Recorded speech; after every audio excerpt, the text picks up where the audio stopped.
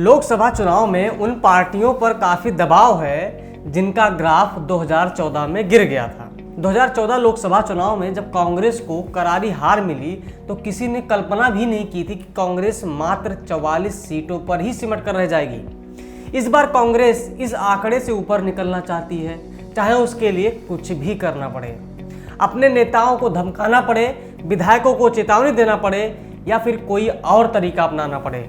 पंजाब में चुनाव से पहले मुख्यमंत्री कैप्टन अमरिंदर सिंह ने अपने मंत्रियों और विधायकों को साफ साफ निर्देश और चेतावनी दी है। जिन मंत्रियों के क्षेत्रों में पार्टी को जीत हासिल नहीं हुई उनकी कैबिनेट से छुट्टी कर दी जाएगी। यानी अब चुनाव में परफॉर्मेंस के आधार पर ही मंत्रियों का भविष्य तय किया जाएगा। विधायकों को भी चेतावनी दी गई है कि जिनके क्षेत्र में वोट कम पड़े उसे अगले विधानसभा चुनाव में टिकट नहीं दिया जाएगा। मतलब कैप्टन साहब ने पूरी ताकत और हर तरीका अपना रहे हैं जिससे अपने उम्मीदवारों को जीत दिलवा सकें, कांग्रेस की हालत सुधार सकें। कैप्टन ने इस फरमान के जरिए साफ साफ निर्देश दिया है कि पार्टी में अब पद सीनियरिटी की वजह से नहीं बल्कि पार्टी को मिली कामयाबी के तहत पद दिए जाएंगे।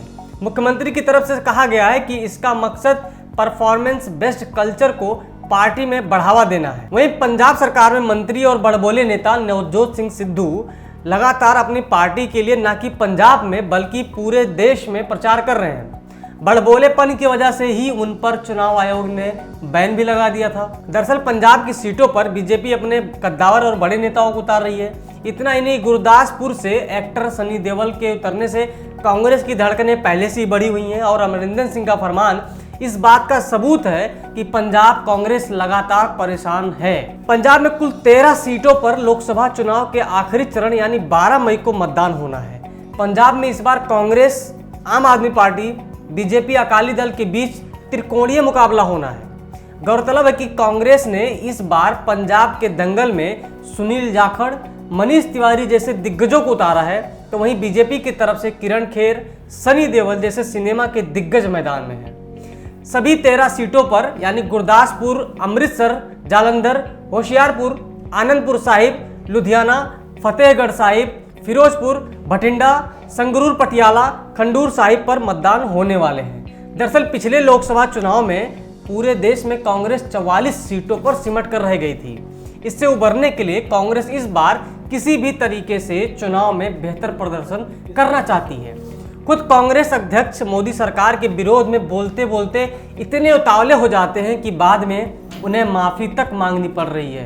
प्रियंका गांधी, जिन्हें लंबे समय से पार्टी में सक्रिय करने की मांग की जा रही थी, उनको भी इसीलिए सक्रिय किया गया जिससे कांग्रेस को इस मुसीबत से उबारा जा सके।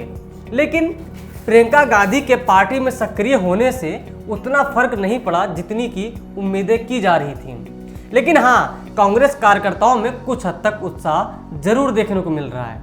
हालांकि प्रधानमंत्री मोदी की दिन भर में 3 से 4 रैलियां इन सब पर भारी हो रही हैं, जिससे कांग्रेस चिंतित है और पंजाब में इस तरह के फरमान जारी किए जा रहे हैं। आपको बता दें, इसी तरह का फरमान उत्तर प्रदेश में उस समय सपा अध्यक्ष और सरकार में रहे मुलायम सिंह यादव ने भी जारी किया था और चुनाव न जिताने पर मंत्रियों और पदाधिकारियों से कुर्सी छीन लेने तक की धमकी दी थी। उसी रास्ते पर पंजाब कांग्रेस चलने जा रही है। हालांकि ये देखना बेहद दिलचस्प होगा कि इसके नतीजे क्या सामने आते हैं। अगर आप हमें फेसबुक पर देख रहे हैं तो लाइक करें, सी फर्स्ट करें, यूट्यूब पर देख रहे हैं तो सब्सक्राइब करें, बेल आइकन दबाएं और हमसे जुड़ी सारी नोटिफिकेशन तुरंत पाएं।